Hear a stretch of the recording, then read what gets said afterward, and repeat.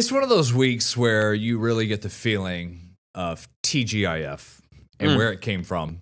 That way back when, someone had to say, Friday, thank God. We made it. We made it. And eventually it gets picked up and TGIF eventually gets spun into it. And with that, we say good morning here to the Friday edition of Second Cup of Sunrise. He's James, I'm Brennan. Just feels like it's been one of those weeks, just busy all the time with work, life, and everything. And boy, ready for this weekend. Yeah, I had a bunch of weather talks this week, so that amped things up. Friday, didn't we work Saturdays like back in the day, like 30s, 40s, 50s? And then like it was, I can't remember which president it was. Nixon, maybe? No, probably earlier than that. That was like, that cut it down to from 6 days to 5 days. See which president that was. It's probably pretty easy to look up. Because I am pulling that up now. The claim that a president ended one is likely false. Oh, Huh. how about that? How about- Debunking. Yeah. There's actually, with this AI, when I'm searching on Google, there's not much explanation to it. Interesting. Yeah. I've got some friends. Maybe labor unions, because I know Sunday's always been off because of God's Day. And I think maybe it was labor unions that actually fought for 2 days off. I've got some friends who are actually were colleagues, 4-day work weeks. That's nice. This was the way the business kind of changed. It was, what they said was, and maybe it was in Charlotte, I think that's where it was, at least one station or something like that. They said, we're going to go to 4-day work weeks, but it's 10-hour days. Sure. And it's when you're in this business, especially when you're in your first couple of markets starting out. Yeah. Well, every market, even now, like breaks are tough to come by. Even lunch breaks set aside, you're supposed to take it. It's hardly an hour, like most days whenever you do it. Especially when we're doing this pod, or if I've got interviews, you've got school talks, and you hit the ground running at 3:30, 3:45, and just go. Right. And but so usually everyone does some overtime, and that was a bit of an experiment. Would you want that? I don't think so. No, I don't think so. Just give me 5 days. So let's say if It's with the rest of society. It's with the reason. My reasoning is it's just with everything else with the rest of society, because the kids are still going to school on Friday. They gotta get taken care of. The child care and everything. Maybe even my 20s, sure. But now that everything else is Monday through Friday, I don't think I need it. I do have an update. You are correct. So Henry Ford and government legislation.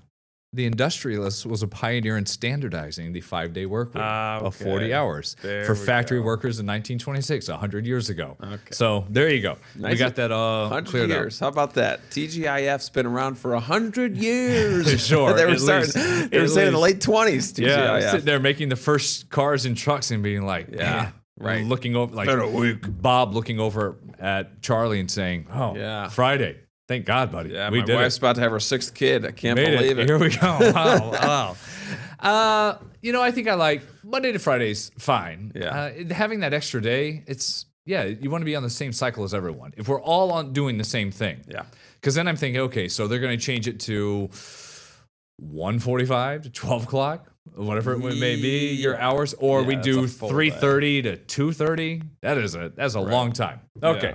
So anyways. Okay, so one perk of that like long break, when I worked at Kodak, it was 4 on, 4 off. Mm-hmm. And what was really nice about having 4 straight days off is that you could really get a lot of stuff done around the house, like or like a big project. You're like building something, or you need to help somebody move or something like that. It was really nice to have 4 full days available to you, because when you work on Monday through Friday, especially a 9 to 5.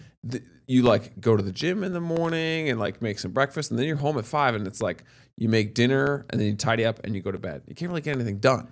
And then Saturday, Sunday, you're trying to do this, that, and the other, pick up the pieces, and then Sunday you have to go back to work. So like the big house projects, like you got to refinish the floors, you got to put some drywall in. Like the big projects are so tough to get done just on the weekend. So that's what's nice about having a prolonged few days off. So for what it's worth, I think that perk is nice for like the factory workers and things like that. Yeah, Monday through Friday is just maintenance. It's just picking everything up, which is like 90% of being a parent, as a lot of parents will know. Yeah. Speaking of, we go to dance last night, so I take the girls there, and it's like when I was driving to pick them up yesterday to Ontario and back, I experienced every season except for summer. Oh man, it was a day. Some sun, there was some snow. ice, grapple, rain, just clouds and dark, and then back in the reverse order when I was coming back. Yeah. And I was just like, oh my gosh. So anyway, so we 590 was an adventure. we get dressed, we're getting ready to go to dance, and we show up there and like we rush in. I'm like, whew, that's okay. And then I was like, I got to run out. Steph eventually showed up, and I said, I got to run out to the car to get something. And I walk out, and it's just kind of drizzling. It was fine. And then Yeah. I came back in. And when she and some friends had gone out and they were coming back in, they're like, what just happened with this weather? Oh, really? And I was like, I was out there 30 seconds ago. And they're like, it is hailing or grappling just all over, just miserable. We get home and see the pellets of snow and ice just all Yeah. outside. It was just like, ugh. Lake effect. And then we Yeah. look out this morning, we're like, hey, a little bit of sunshine there on a Friday. Yeah, nice. It is nice. It's pretty to look at. Finally, we got a little bit of a touch of some clearing, we Yeah. shall say. So that's enjoyable. Should be a good afternoon, mid 40s for you later today. Yeah. So that's always nice to see. I think of weather and like roadways, and it's like that's why we have to get our roads taken care of so often. Have 'Cause they to. just get destroyed with the weather. All the potholes, when they pop up, the same thing. It's just over and over, just sitting there, and people driving on it. Speaking Right. of the weather, Sunday might be a little miserable. Yeah. Because our high might be 48 early Sunday morning. Yeah, yeah, And 1 then it's going to be gusty and windy. And we got the Bills game. So the Buccaneers there, 1 o'clock. And I bring this up because Jim, who runs our web department, he's like, there was some family talk about maybe this is a game to take some kids to. And I was like, boy. oh, buddy. Yeah. I don't know. But it might be the cheapest game of the season. 2 tickets. StubHub, just random site I go to. Let's see. I've got some 172s there. 173, 175. Way up in the second deck. Wind right in your I was gonna face. say, you go 30 mile per hour, push that up to 40, 45 Oh, maybe. man. Up there. I was thinking about that, but lower bowl 220. I mean, it's not bad. There we go. See, Yeah. that's appropriate. Drop $200, spend a little bit more. That's worth it. Going from 200 to 230 is definitely worth it. Let me see this 221. How about that? That's just fine. It's pretty And good. I would wait and then buy the tickets tomorrow. Tomorrow night. You think tomorrow I bet when you people go see down it to coming through? 150. Yeah. I think so. I think because people aren't really thinking about the weather until tomorrow, and then it's like you have any other obligation that pops up. You're like, can't make it. Offload it because there may be people who have the tickets and they're Yeah. like, my 5-6-year-old, I don't know, for a 6-hour trek in Orchard Park And I with a feel game like and everything. Yeah. now more than ever, it's easy to scalp your tickets. Like it's easy. So easy. It's so easy to get rid of because they're all electronic, right? And and I've never done this, so I'm kind of speaking out of context. But if you have e-tickets, don't you have to just like click a button to say like sell? I did this. Okay. So when was the Steelers game when there was snow and they moved it to Monday? Was that last year? I think when they so. played in the playoffs. So the Bills and Steelers were coming up. It was supposed to be on that Sunday, and then they're like, we're expecting feet of snow in Orchard Park. Yeah. We're gonna have to move the game to that afternoon. So probably that Thursday or Friday, I bought 2 tickets for had to have been like 200 each or something. Mm-hmm. And I was like, you know what? I'm either gonna go or I'm gonna resell them. Yeah. And so I buy them in 2 steps, 30 seconds, I have the tickets. Yes. And as we easy. get around to the weather, and this was when the game was still on Sunday. And then they Yeah. move it to Monday, and they're like, we're going to clear the stands. It's Yeah. going to kick off at 4 or 5 o'clock, whatever it was. And so that Monday morning, I went and relisted the tickets and I compared it to the average. And it was like, for like 250 or 275 more, something like that. It was enough. I looked at the fees that I would have to pay. per ticket. Yeah. So you made a little cash. So I ended up once the wash came out with the fees, it was like $100 for 5 minutes of work on my phone. Wow, that's And funny. you just post it, and then all of a sudden you get your email. It's like so and so, Matt, whoever wants to buy your tickets, and you're like, done, Yes, gone, and they right. take care of it. It's so easy. yeah. Think about it. Back in the '90s, you had to show up to the game with the tickets. Show and say, up. tickets. Yeah, and be what 2,000 feet away, whatever it is Right. you're supposed to, Right. and yeah. You ever it's- buy from scalpers? Yes, several years ago, went to a game, LSU Ole Miss. Went there. I had a bunch of friends who went to college and at Ole Miss, and I showed up that day. I'm an LSU fan. I'm just walking around. The tough part is if you're ever trying to get one ticket, because it's hard to sell one. They want to sell 2. Yeah. And ended up getting one. It was $90. That's where I just found a guy walking around. Yeah. And these were like hundreds of dollars, a lot of the tickets. Pretty good. So I've done that. Have I sold one at an event? I don't think so. I think Yeah. I've bought in a couple times though. I've given away tickets Yes. before. Like I've gone to like even Red Wings games, and I was just like, look, Those are tough, There's yeah. 4 of us, Yeah. and I have 8 tickets. And Yeah. I'm like, does anybody just like want these or whatever? Yeah. And then my dad, terrible influence. I'm like 12 years old, and we've gone to a Red Wings game before, and he's like, we'll scalp some tickets. He goes, I'm like, I don't know what that know what it means, means. you Yeah. know? Yeah. And of course, we're going around, and there's a guy selling tickets, and he's like, how much? And my dad is heckling the guy outside of the Red Wings stadium for 2 tickets. And they're like $10, right? Yeah. And so my dad's like $3, and he gives the guy like $3-4 for tickets. I'm like, this is Man. so weird. It's wild. But then it's like, I feel much more confident of getting it online and being secure than Yeah. one that's outside. Like, is it going to work or anything? I know. It's I know. highly discouraged nowadays, and I know. nobody does it. Scalping is dead. No, there's like just a few there. Right. I know. And I think it really is like you're literally heading to the game, and one of your parties is like, just came down with the flu, can't make it. You know what I mean? That's when people scalp. I Yeah. think it's no one's doing it on purpose really anymore. I know. If with all the TVs we have, with Red Zone, Sunday Ticket, whatever you have, or just News 8 having that game like this weekend, Right. if you're there, you're going. Like you're Yes. already there. And there are some people who just go just to tailgate, but they're not going around looking for tickets. They may just go tailgate or never go in. Those people, that's always odd to me. If people who may have tickets, but they just go and tailgate and they're not going into the game. Just to go to the party. I've had friends who did that at college games, pro games. Like they're just there for the party. Yeah. to hang So out. you get there at 10 to 1. And I think that makes sense to me if you like live 10 minutes from Orchard Park. Yeah. Then sure, yeah, it's like you go hang out with your buds, drink a couple beers, and then go home and watch the game. If you're going from Rochester to drive all the way out there just just go- to just to tailgate, tailgate, yeah. and then you're going to be in the car on the way home during the game. Yeah. You know, that's what the kicker is. Listening on the radio. Yeah. So that's coming up this weekend. Bucks coming off a loss. The Bills coming off a loss. The Patriots win last night. Yes. Again, they could have 28-14, I think, right? they could have the best record in the NFL by the end of the weekend Right. if your Broncos don't beat the Chiefs. Whew, That's boy. the second game that we have on News 8 there Sunday. Yeah. So that's fun. Big game. That's fun. Broncos are going to have to do something on offense. Their Yeah. punter, most punts in the NFL. Is it? Yes. They punt so much. Their offense has been struggling. The only way they win games is because the Defense. defense keeps them in it, and Yeah. we're magic in the fourth quarter. You never want to know the name of your punter on your team. Right. Yeah. Exactly. Right. So it's hopefully we can score some points at home. It's in Colorado. Yeah, they have that. Some of the other news. So this wild story yesterday, and I felt for all these people in Parrington and Penfield. Yeah. So yesterday morning, as we're doing the broadcast, we're start seeing some of the scanner chatter going on early in the morning, like 2, 3 o'clock, and there's just break-ins everywhere, all over, and all the addresses were somewhere around Fairport, 441, Whitney, just all in that area. And then we're like, okay, there's a senior living facility here, apartment complex there, dozens of people saying their cars were broken into. Yeah. And then we get the press release midday yesterday morning, more than 100 cars. Terrible. 5 people that were all in one car arrested because of this. Yes. And when we were in our noon show, it just happened to time out that we took this press conference live with the deputies, just talking about it, how it strains our resources, and just how wild it was. There was a police chase at the end of it.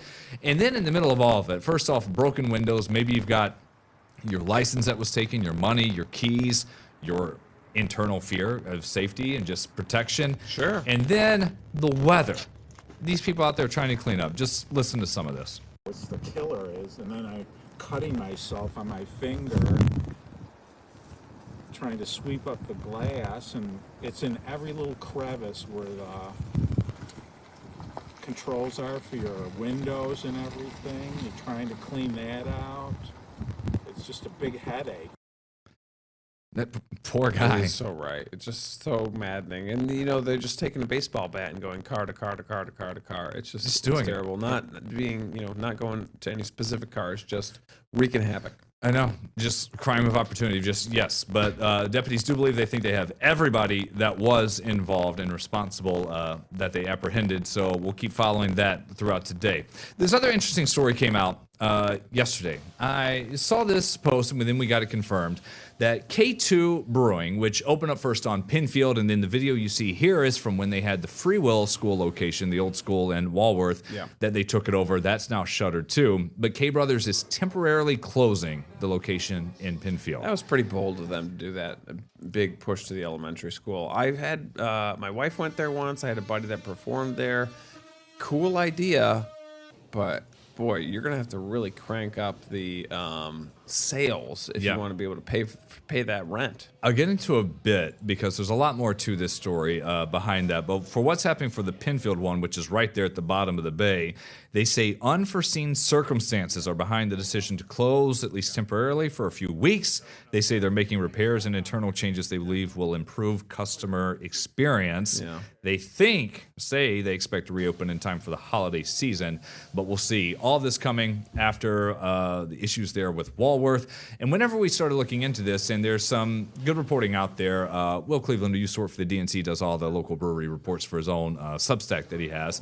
He had a long article about way back when, once we heard about the Walworth location that was closing, is that a bank, it's Canandaigua National, launched a almost $5 million foreclosure proceeding on the Walworth location, and Penfield location always also lumped up into that. And when you read through it and go through it, it's basically they bought this property in Walworth for more than $1 million, started to put all this investment in it.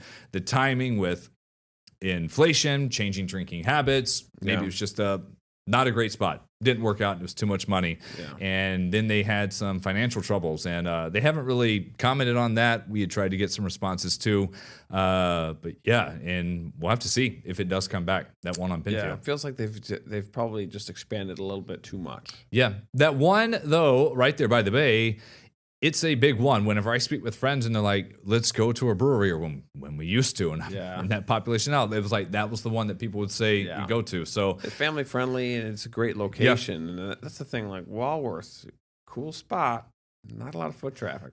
No, and it is more of a destination kind of thing. Yes, and there's not many breweries out there. I believe Twisted Rail, another one in Macedon. I think it closed. We've seen a number of breweries that did close. Used to say all the time, like, we never hear about them closing, and then all of a sudden we heard about many. Lost Borough, Heroes in here on Atlantic. We heard them opening. Yeah, we did.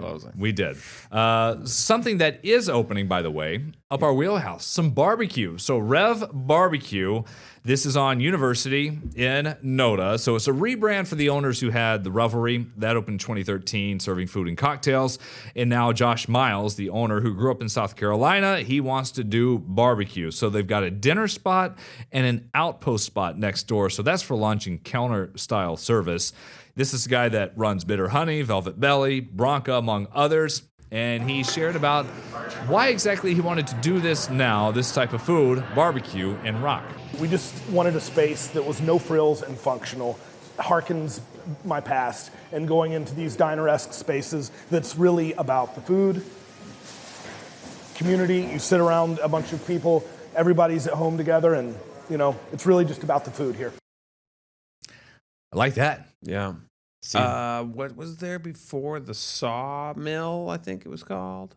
The restaurant. I have to think there in Noda. Yeah. I think it was the Sawmill that was next door there. So I think they closed down.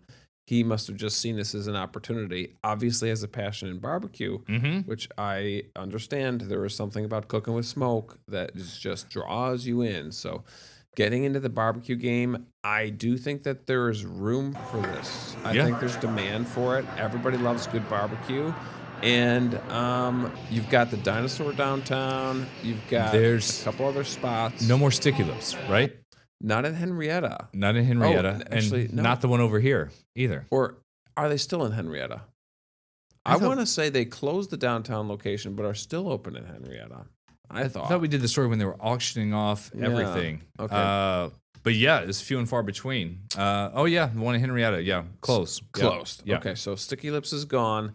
These guys still open. I think there's room for it. You know, sometimes you think it's beer, an oversaturated market, like we were talking about with K2. But I think there's room for barbecue for sure, and it's a lot of takeout. Mm-hmm. A lot of people doing takeout, and it sounds like that's what he's going for. For Come in lunch. for lunch, get takeout for dinner, something quick. And Natalie, that's her part of her What's in Store, her own podcast she's got going here. We've got more on this Friday of Second Cup of Sunrise, continuing in just a second.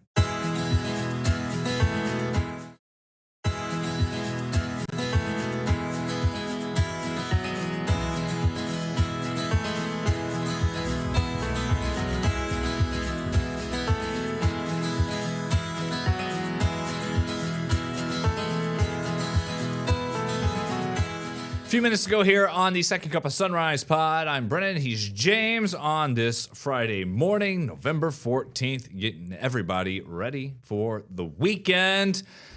We have an update.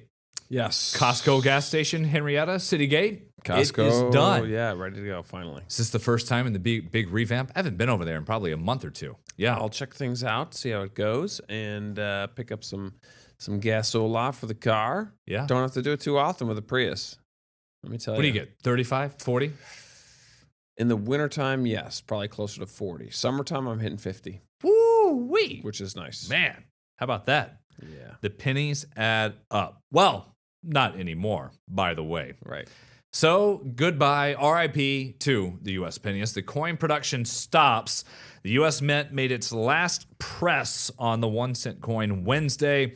President Trump ordered the end of the production earlier this year, citing costs. The penny shortage has already affected some retailers nationwide. A lot of different chains are encouraging electronic payments and exact change, or they do say they're trying to help people out.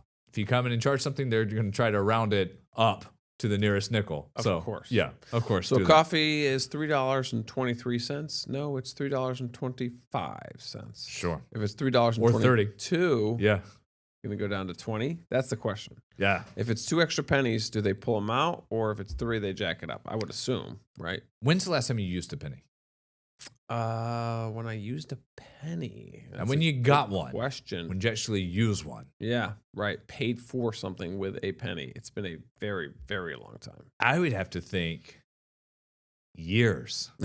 I mean, like, I have gotten them. Like, the last time I ever actively used a penny was probably Yeah. a Coinstar machine somewhere. Sure. Probably They dropped it in. maybe a decade ago. Right. I looked down whenever we had this story this week. I looked down at my car, my console, and I know I've got 8 or 9 of them sitting there next to my Yeah. cup holder. Yeah. And they've probably been in my car since the first day I got it in 2017. That's amazing. Yeah. I think I remember I was with Lauren once and we paid cash for groceries one time, and she pulled out some pennies to complete use it. it. There you go. Yeah. Well, in most places will be like you can round up or down. You go to Wegmans, if you're 70, they'll still check your ID.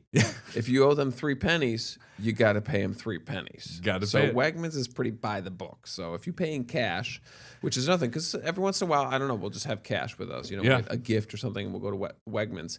And then I'm like standing in the self-checkout line, and I'm like, oh, can't self-checkout with cash. That drives me crazy. It'll happen this weekend because I just had a birthday, so I got some cash. Probably use that cash for groceries, and I forget because I love self checkout, easy, Yeah. quick. But no, you got to go get the service. You got to get the person. Yeah. And then I force myself to say something really stupid and awkward in order to get a reaction out of that. Man, nobody's in here. Saturday afternoon, bills came tomorrow. Yeah. What's going on? I love so doing good, that. so good. I love it. I did just Google how many pennies are out there in circulation. It's anywhere from 250 billion to 300. 300 billion? Yes, Billion with a B. yes. That's a big number. Oh my gosh, they've been making them for 230 years. Yeah. So do you think people are going to start saving them now? Start saving their old pennies? They'll be worth more. Like Bitcoin. I guess so. Yeah, I Saying. guess so. Right. I Or- used to get every Christmas for each year. My grandparents would get me each coin from the Mint for that year and save them up. I Yeah. got to find out where all that stuff is. Oh, sure. I probably got $50 worth of stuff. Oh, you got some coin. Yeah, that's funny. It's a nice way to wrap up the show on a Friday. Let's do one quick weather before we get out. We got about 20 seconds. No one's talking about how bad the Bills game weather is going to be. It's going to be nasty. Sunday just looks ugly. Rain, snow, and I'd probably lean toward the snow, to be honest with you, with lake effect. The wind's going to be howling. Those 50-yard field goals are going to be tricky, I'm thinking, once you get out there. Kicking's never been a problem for Buffalo, right? Yeah. We'll see. Just we'll know see. which direction the wind is going out of the west. Enjoy your weekend. We see you on air at noon, our final broadcast of the week, and then back here on the pod Monday at 9.